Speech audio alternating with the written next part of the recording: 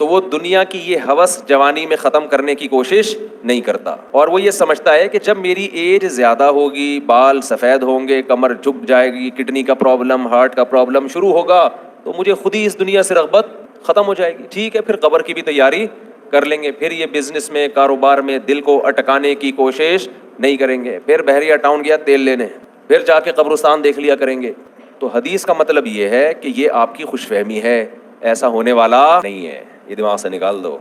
जैसे जैसे उम्र बढ़ेगी ना, ये लालच और तूलुल अमल, लंबी उम्मीदें का क्या मतलब, मैं भी नहीं मरूंगा, ये उम्मीदें कम नहीं होंगी बल्कि बढ़ेंगी। और पैसों की जो मोहब्बत अभी आपके दिल में है, ये कम नहीं होगी, ये मोहब्बत और ज्यादा बढ़ेगी।